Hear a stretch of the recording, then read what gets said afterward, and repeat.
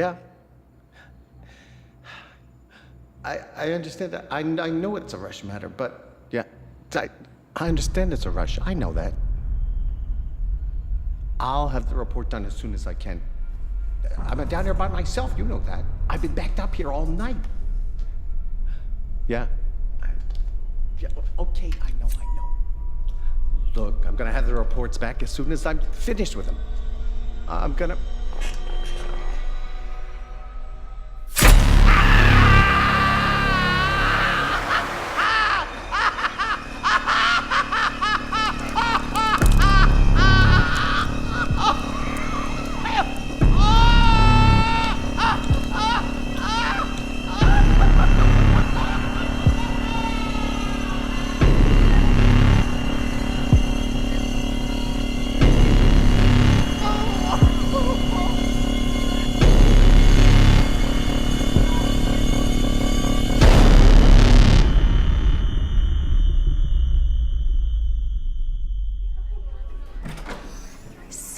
Seven patients dead. Strychnine in the mashed potatoes. Jesus, we lost the entire adult unit? Except for him, he must have played dead for hours. We have an ID? No prints. His fingertips were carved clean off. But he turned himself in. Why? Because he wants to talk to you.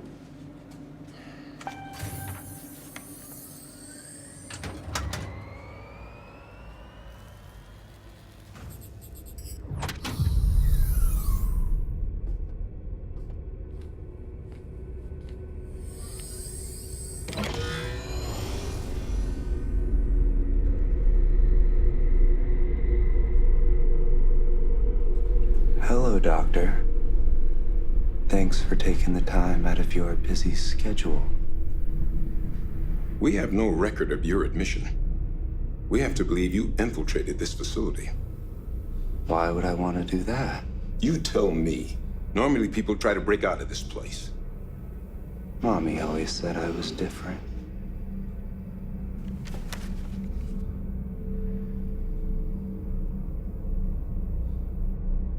You think I've been in the system before. Well, have you?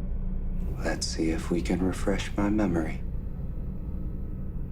Your results on this afternoon's intelligence profile The best you've seen since good old Mikey Pritchard. In fact, your mental composite is surprisingly similar. And then, of course, there's the whole teeth thing. I bet it's not in that file of yours. But I know how little Mikey ended up.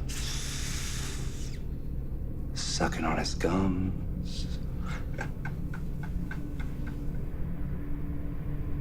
Growing up, I didn't have a lot of toys.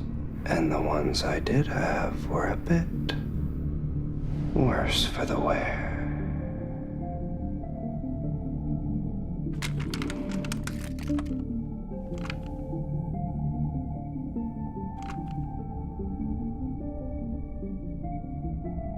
So the arrival of the Tooth Fairy was a real event.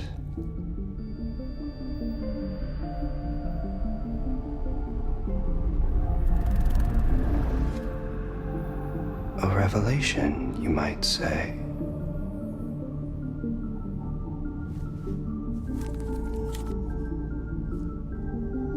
Life was sweet, for a while at least.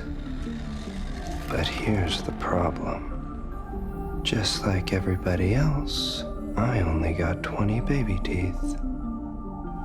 No more teeth, no more cash. We are all, however, blessed with 32 adult teeth.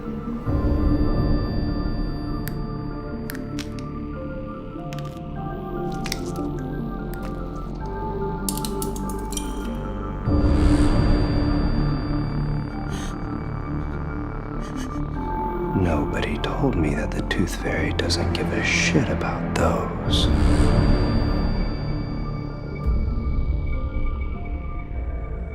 All good things must come to an end. Water?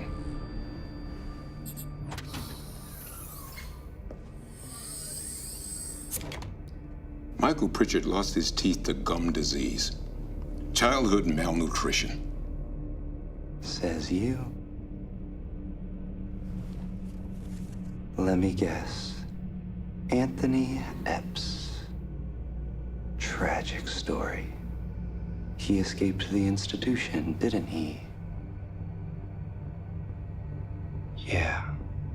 Anthony and I had a lot in common. Mostly, we were interested in getting as close as we could to death. Rubbing right up against it. And letting chance decide if we are going to consummate the relationship.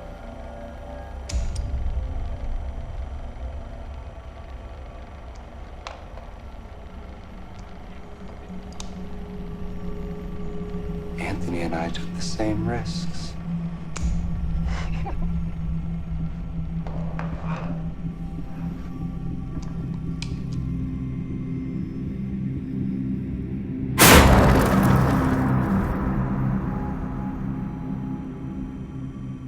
I guess some people just have different luck.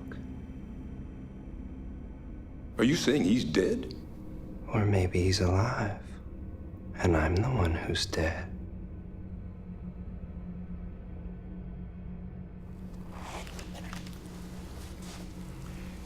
You're testing my patience here. Imagine how I feel.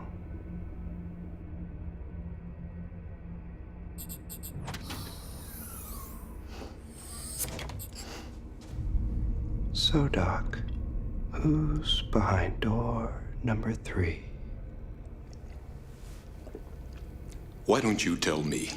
See, the truth is, it doesn't even matter. The stories are all the same. Some poor teenager goes a little screwy in the brain, gets sent here. Maybe he's a foster kid, or an orphan, or somebody his parents just rather live without. Point is, no one's gonna notice his friends a little. Okay, a lot. More time and more wood than now. Originally planned. You need kids like that in here, don't you?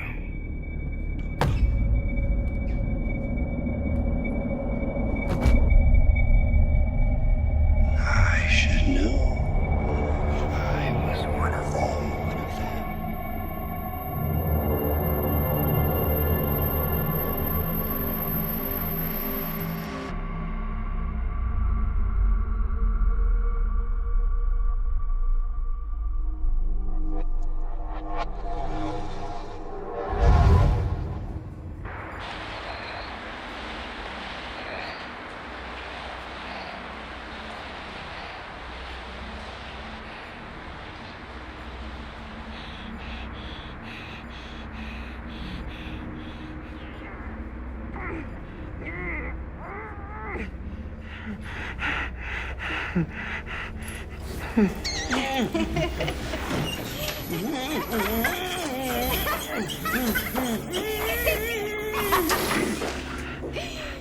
Sorry, I couldn't quite catch that.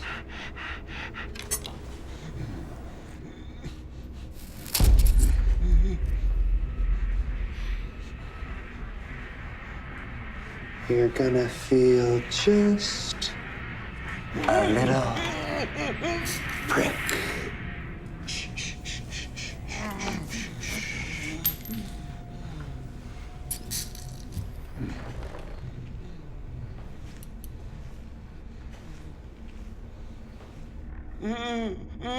Let me try that again. Oh, Doc. It's so hard to keep these drugs straight. All the side effects, they're so unpredictable.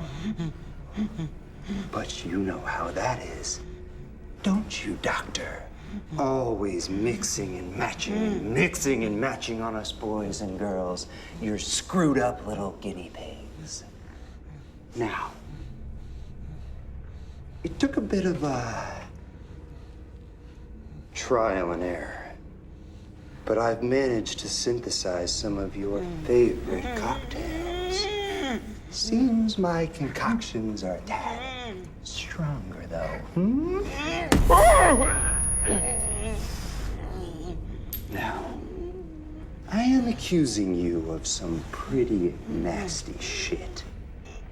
But who am I to judge? They are the ones you need to worry about. A jury of your peers. You, the people, will decide the good doctor's fate. Right? Or death for Dr. Hop. I believe it's time to call our first witness. Peggy Morris.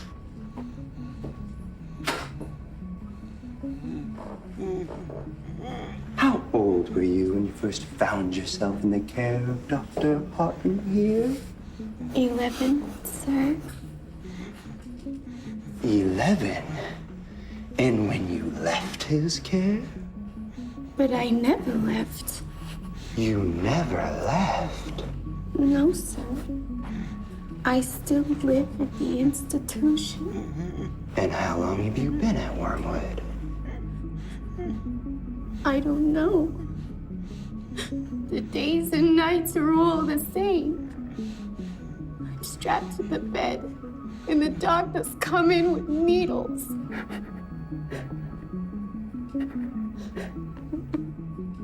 It's all right. You can tell me. My skin burns. My face is peeling off. Is that doctor sitting in this room right now? He's right here. Thank you, Peggy. Thank you very much.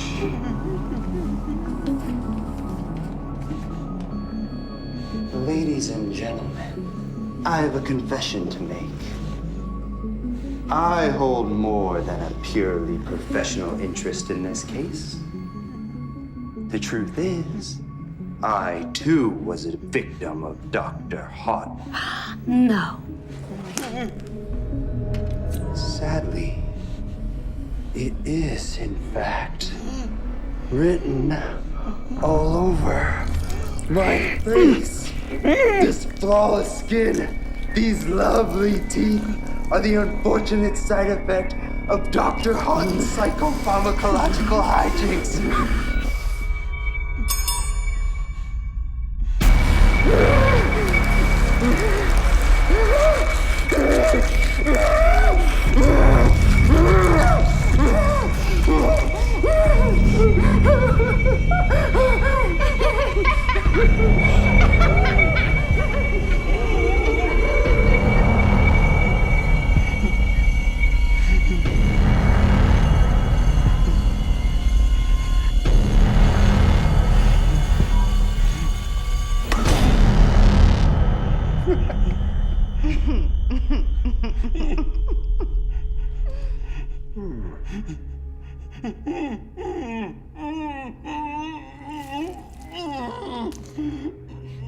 How does it feel, Doctor? Not so fucking good. It's looking good, QUÍNN. Except you're missing something. You're right. Let's fix you up a bit. Thank you. A touch here. And a touch there. Much better. Ladies and gentlemen, it's time to make your voices heard. Life or death? The chemicals in Dr. Houghton's system will kill him in just a few minutes. Luckily for Dr. Houghton, we do have an antidote. And if you decide he should live, we might even give it to him. If not, you have 30 seconds to cast your vote. The polls are open now.